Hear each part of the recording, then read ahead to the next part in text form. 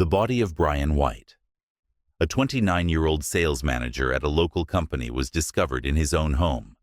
A neighbor, Tyler Rose, called the police after noticing that Brian's house doors were open and his car was parked in the driveway, while Brian himself was not answering his phone upon arrival. The police found Brian dead in his office. His body was lying on the floor next to his desk, with signs of a struggle nearby. The cause of death, as confirmed by experts, was a stab wound to the chest. A knife was found nearby, bearing fingerprints that were sent for forensic examination as the investigation began. Detective Ream and his partner Crystal immediately focused on Brian White's close circle. It was clear from the outset that the murder had occurred in the home Brian and his wife Tara had shared for the past 5 years. Tara White, a 29-year-old housewife who appeared shocked and distressed, was the first to be questioned.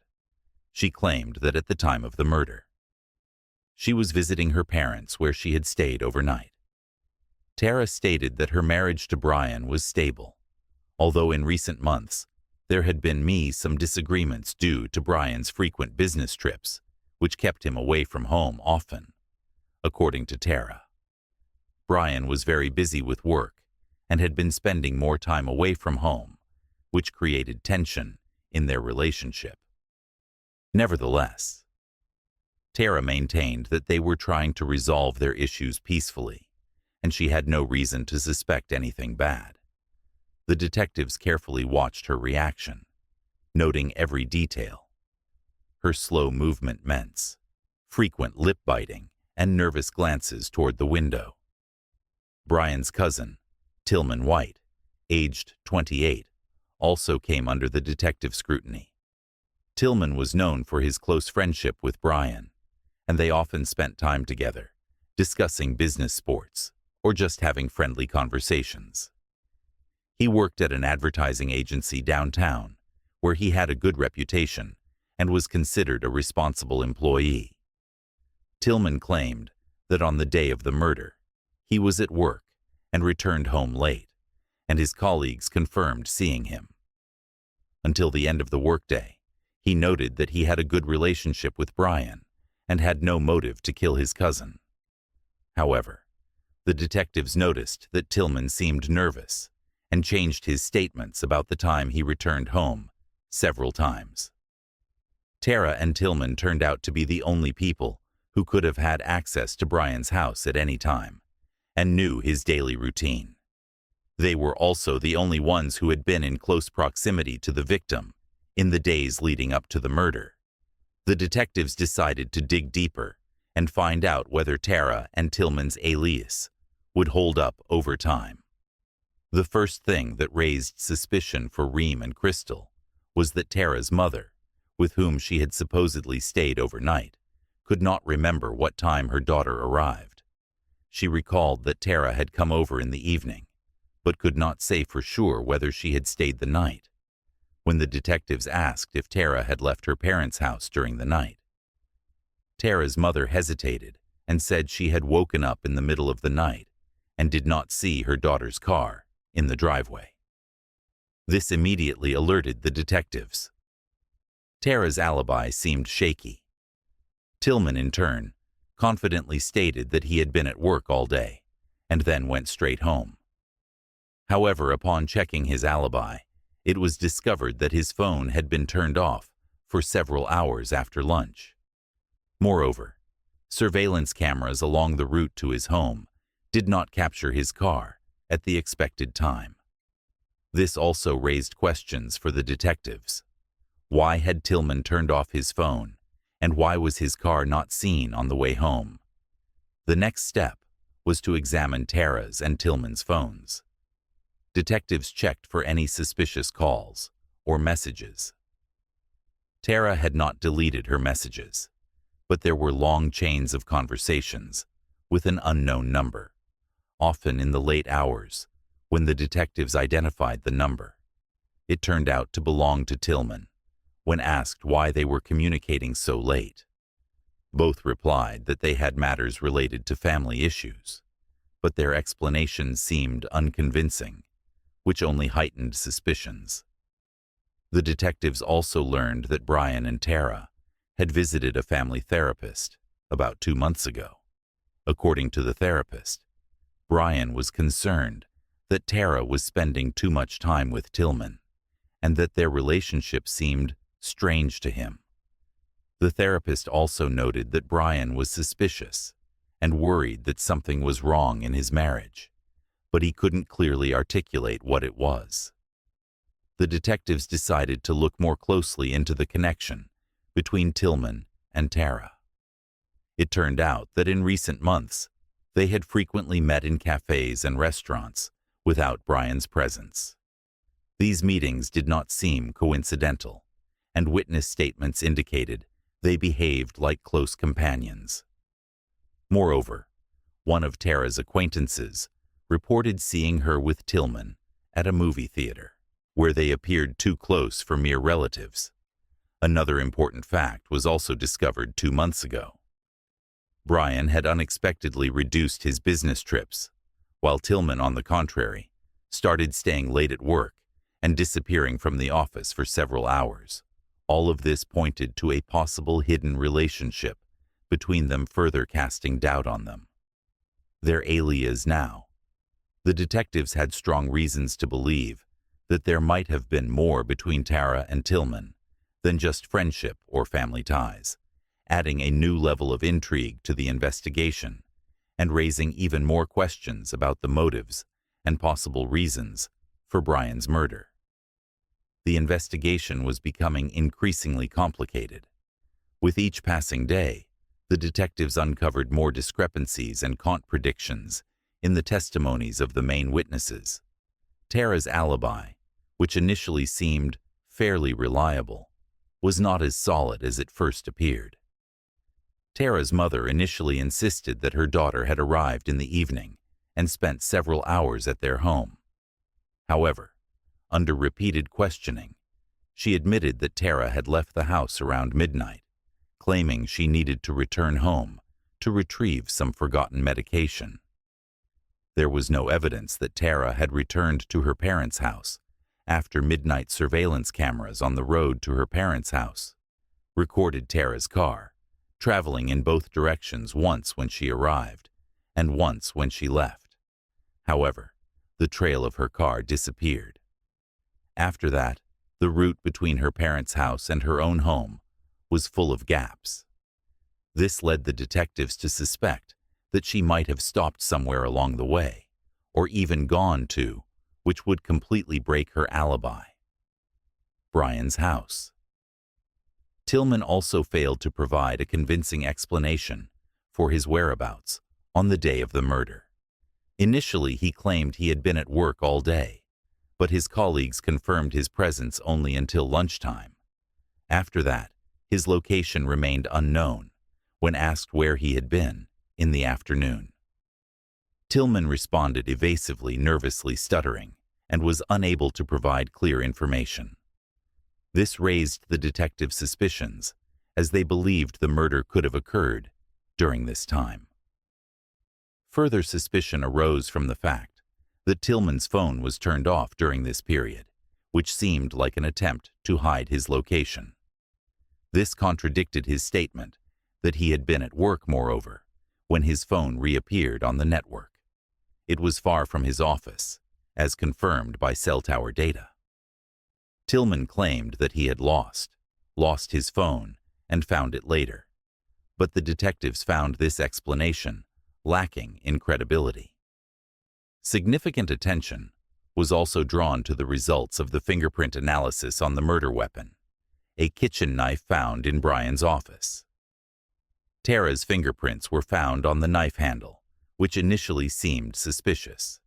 However, their presence alone was not proof of her guilt, as the knife was a common kitchen item she could have used daily. Yet the question arose of how the knife ended up in Brian's office. Such knives typically do not leave the kitchen, and according to Tara, Brian rarely used kitchen utensils. Tillman, for his part, claimed he never entered the kitchen without permission, and his fingerprints were not found on the knife. This led the detectives to wonder who might have moved the knife to the office, and why, additionally, there was a mess in the house, as if someone had been searching for something. Several books had been pulled off the shelves, and Brian's desk drawers were left open. However, nothing valuable appeared to be missing. Tara claimed she had not entered Brian's office on the day of the murder, and Tillman said he rarely visited the house without permission, but neither could explain who might have created the mess, and for what purpose. Considering all these contradictions, the detectives began to suspect that Tara and Tillman might be hiding much more than they were willing to admit. Each new piece of evidence and testimony only added to the mystery. The suspicion that the murder was not accidental, but carefully planned, grew stronger.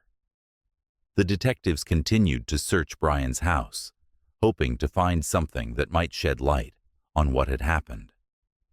The discovery of a secret phone in the drawer of his desk was a significant breakthrough. The phone was simple without internet or additional features, making it ideal for use in discreet communication. At first glance, the phone appeared almost empty, but the detectives soon noticed that most of the messages had been deleted and the call log was erased. However, they were able to recover a few text messages. The messages on the phone were personal in nature and hinted that Brian had been involved in a secret affair. This was the first theory. The detectives began to consider some of the messages included phrases like, "We need to talk before it's too late," and "I can't live like this anymore." Both messages clearly indicated a strained relationship, but also suggested some hidden drama. The question remained, who was this correspondence with? After requesting information from the cell phone provider, it was revealed that the number with which Brian had been corresponding belonged to Tillman White. This discovery was an unexpected twist in the investigation. It was hard to imagine that cousins would communicate through a secret phone. The detectives suspected that there might be a conflict between them, possibly related to money or family matters. However, the content of some of the messages seemed more personal and emotionally charged than one would expect from a business dispute. The detectives decided to analyze the messages between Brian and Tillman in detail. The texts were brief and restrained, but there was a clear undercurrent of hostility. For example, one of Brian's messages read, "You won't be able to hide this forever." Tillman's reply was equally cryptic. "I'm not going to explain my actions to you." These phrases could mean anything from a financial dispute to something more personal. One of the most intriguing details was that a few days before the murder, Brian had sent Tillman a message saying, "We will meet at the house, and I want you to tell the truth." Considering that the phone was hidden and the messages clearly hinted at a serious conflict, the detectives began to explore the possibility that Brian had discovered something about Tillman's secret life. Perhaps this secret had become the catalyst for their disagreement. When Tara learned of the message's contents, her tone abruptly changed. She claimed that Brian was convinced Tillman had some sort of hidden relationship with one of his colleagues or acquaintances, but she herself did not know any details. Her behavior raised suspicions, as she initially claimed to know nothing about Brian's life outside their home. The detectives began to suspect that Tara knew more than she was letting on. Her words were vague, and it seemed like she was trying to lead the investigation down a false trail. Checking this theory yielded no results. All of Tillman's colleagues and acquaintances confirmed they had no personal ties with him, and Tillman himself had no apparent motive for concealing such information. The detectives realized that Tara might have been deliberately misleading them to hide her own motives, or perhaps she was truly unaware, but intuitively felt there was more to the story. However, the new information about Brian Tillman's personal lives raised even more questions. Why was Brian communicating with Tillman through a secret phone? Why did Tara, upon learning this, immediately assume a connection with someone in Tillman's circle? If Tillman himself claimed to have no involvement with Brian or his affairs, the detectives understood that there were deep personal conflicts hidden in this story that remained outside the visible picture. At the same time, the detectives decided to examine other electronic devices belonging to Brian and Tara. For additional evidence, particular attention was given to finding traces of deleted messages or files that might provide clues about the reasons for their quarrel with Tillman. A close examination of Tara's browsing history and correspondence revealed several visits to websites about deleting digital traces, suggesting she might have been trying to hide something. As the detectives continued to analyze the data, they could not help but notice another strange detail. Tara showed no interest in finding out the truth or in searching for the killer. Her behavior seemed more like an attempt to protect herself rather than clarify the truth. This made them wonder whether she had played a role in this conflict, perhaps a more significant one than was apparent. At first glance, the detectives decided not to rush to conclusions. They understood that they needed more evidence to confirm their theory, so they placed Tara and Tillman under 24-hour surveillance at first glance. Both behaved relatively calmly. Tara tried to lead a normal life, returning to her daily activities, striving to remain confident and friendly, interacting with neighbors, and even resuming some of her usual tasks. However, it was clear that she avoided unnecessary conversations about the case and steered clear of any mention of Brian Tillman. On the other hand, began to act secretively. He increasingly avoided meetings with colleagues, limited his phone calls, and appeared less frequently at his office. His meetings with friends also stopped, which looked suspicious. Surveillance also revealed that Tillman visited Tara several times.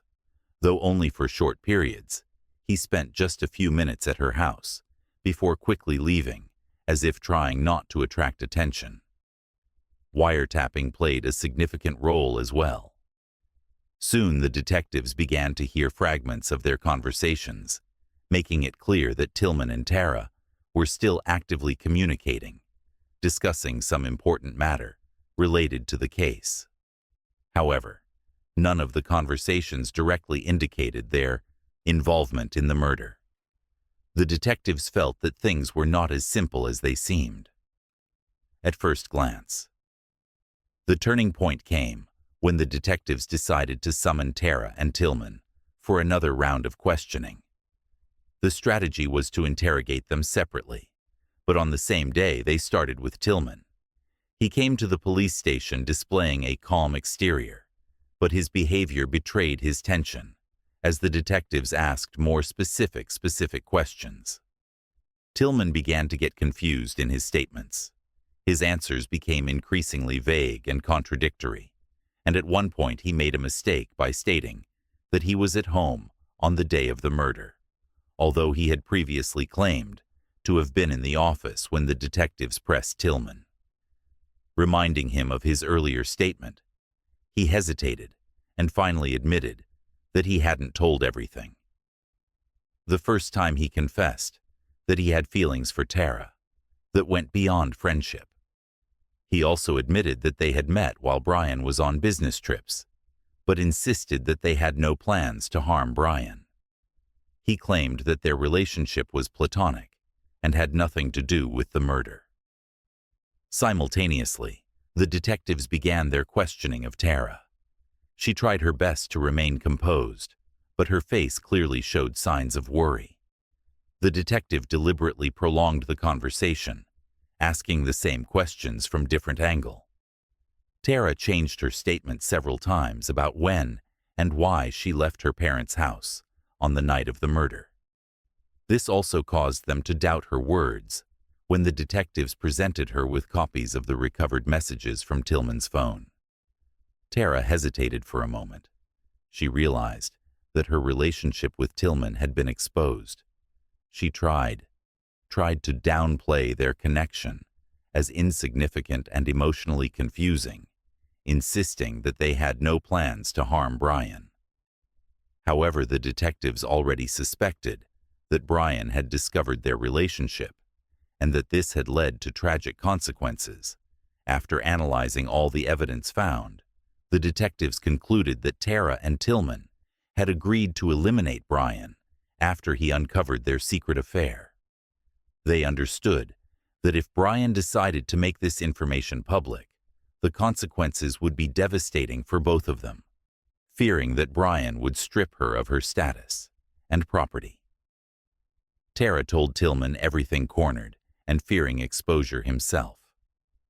Tillman suggested a solution to get rid of Brian before he could do anything else. The key evidence was their phone communication and Tillman's testimony that Tara had begged him to help get rid of Brian. The detectives had gathered enough evidence to prove that this was a premeditated murder, planned by both suspects were arrested after several weeks of intense investigation. Tara White and Tillman White were charged with the premeditated murder of Brian White during interrogations. Tara immediately began shifting all the blame onto Tillman. She claimed that he acted in a fit of jealousy, obsessed with the idea of being with her. Tara insisted that she had tried to end their affair, but Tillman had threatened her and forced her to cooperate in Brian's murder. However, the evidence collected by the detectives told a different story. The messages recovered from Tara's and Tillman's phones pointed to their joint actions and conspiracy. The correspondence clearly showed that they planned the murder together, discussing details and possible consequences in one message. Tillman wrote, "This is our only way out," to which Tara replied, "We need to do it quickly and leave no traces." These lines indicated that both were equally involved in the crime. Tillman, in turn, did not remain passive. He tried to portray himself as a victim of Tara's manipulation, claiming that she had coerced him, threatening to expose their affair to his friends and family. According to Tillman, Tara was supposedly afraid that Brian would uncover their relationship. Thanks for watching True Crime Cases.